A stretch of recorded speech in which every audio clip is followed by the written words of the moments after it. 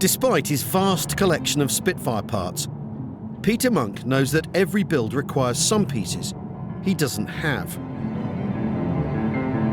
So today, he's off to visit an old mate and sparring partner who may have a fuel gauge he needs for the Greek Spitfire.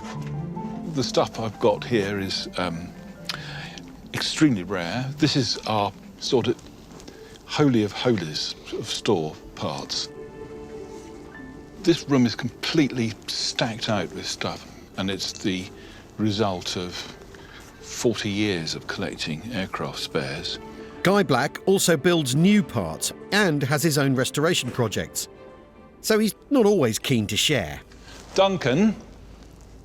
Yes? Could you just hide something for me?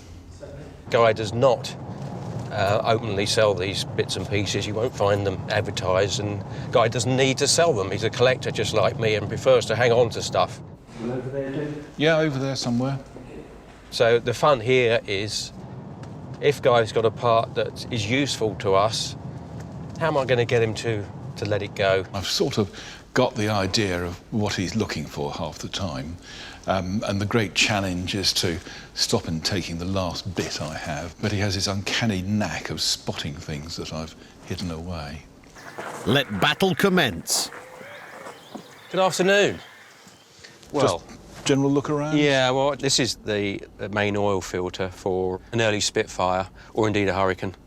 And we've got a future project where we're going to need this. We don't actually need it for another 2 years, but I'd rather make sure we've got it in the bag, because in 2 years' time, I can guarantee it won't still be on that same shelf. This is a special place, and there's parts in here that you won't find anywhere else. There's always something that catches my eye that I know that Guy isn't going to let go. If I had my way, I'd turn up with a truck and just take it all, but that's not going to happen. Ah. He's found the fuel gauge. Does that look about right? Yeah, that's the one. Yeah. But Peter's not stopping now, and soon he sniffs out some of his favourite parts. Undercarriage legs. Of course, Guy knows it's a component Peter will pay almost anything for. What are you looking for, Peter? Corrosion. But these are very good. They look very shiny inside.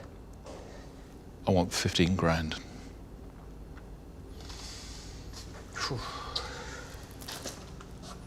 7,000.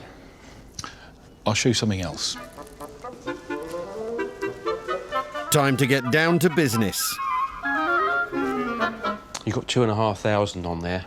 Yeah. 1,500 would be better, wouldn't it? Oh, golly. No, that hurts now. Go on, 1,750. 2,000. Go on. What would you value this at, Guy? Well, they're on our website at, is it 3.5? No, never, surely. Peter's must-have part for the Greek Spitfire is the fuel gauge. Well, I valued the fuel gauge at 375 quid. Guy's valued it as 1,500. All instruments during the war were fitted with luminous dials so they could be seen in the dark. By me demonstrating to Peter that it's still irradiated with this material confirms that it is an original item and not a replica. The expensive bits. So, what's the final bill? £400 for the fuel gauge and just over 15,000 for everything else.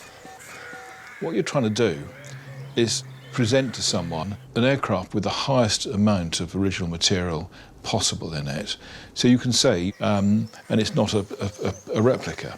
That's it. It's not always about just money. It's about knowing it's going to be used properly in the right aeroplane for the right reasons. All right, Peter. And, yeah, see you next time. Yeah. Yeah, I'll start saving up.